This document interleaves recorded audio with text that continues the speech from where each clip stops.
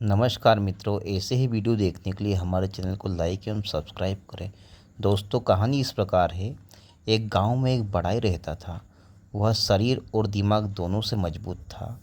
एक दिन उसे पास के गांव के एक अमीर आदमी ने फर्नीचर फिट करने के लिए बुलाया।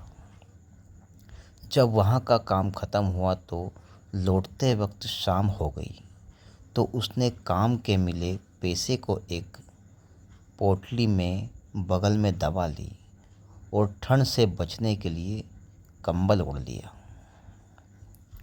वह चुपचाप सुनसान रास्ते से घर की ओर रवाना हुआ। कुछ दूर जाने के बाद अचानक उसे एक लुटेरे ने रोक लिया।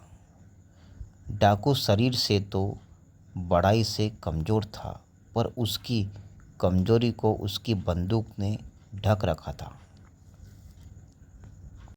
अब बड़ाई ने उसे सामने देखा तो लुटेरा बोला, जो कुछ भी तुम्हारे पास है सभी मुझे दे दो, नहीं तो मैं तुम्हें गोली मार दूंगा। यह सुनकर बड़ाई ने पोटली उस लुटेरे को थमा दी और बोला, ठीक है, यह रुपये तुम रख लो, मगर मैं घर पर अपनी बीवी को क्या कहूँगा। वो यही समझेगी कि मैंने पैसे जुए में उड़ा दिए।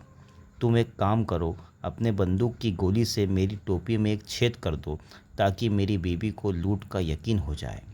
लुटेरे ने बड़ी शान से बंदूक से गोली चलाकर टोपी में छेद कर दिया। अब लुटेरा जाने लगा तो बड़ा ही बोला, एक काम और कर दो, जिससे बीवी को यकीन हो जाए कि लुटेरे के गैंग ने मिलकर लूटा हो, वरना मेरी बीवी मुझे कायर समझेगी। तुम इस कंबल में भी 4-5 छेद कर दो। लुटेरे ने खुशी खुशी कंबल में गोलियां चलाकर छेद कर दिए। इसके बाद बड़ाई ने अपने कोट भी निकाल दिया और बोला, इसमें भी 2-3 छेद कर दो, ताकि सभी गांव वालों को यकीन हो जाए कि मैंने बहुत संघर्ष किया था। इस पर लुटेरा बोला, बस कर, अब इस बंदूक में गोलियां भी ख़त्म हो गई है। यह सुनते ही बड़ाई आगे बढ़ा और लुटेरे को दबोच लिया और बोला, यही तो मैं चाहता था। तुम्हारी ताकत सिर्फ यह बंदूक थी, अब ये भी खाली है। अब तुम्हारा कोई जोर मुझ पर नहीं चल सकता। चुपचाप मेरी पोटली मुझे वापस दो, वरना। यह सुनते ही लुटेरे की सिट्टी पुट्टी गुम हो गई और उसने तुरंत ही पोटली बड़ाई को वापस दे दी और अपनी जान बचाकर वहाँ से भागा। आज बड़ाई की ताकत तब काम आई जब उसने अपनी अक्ल का सही ढंग से इस्तेमाल किया। शिक्षा।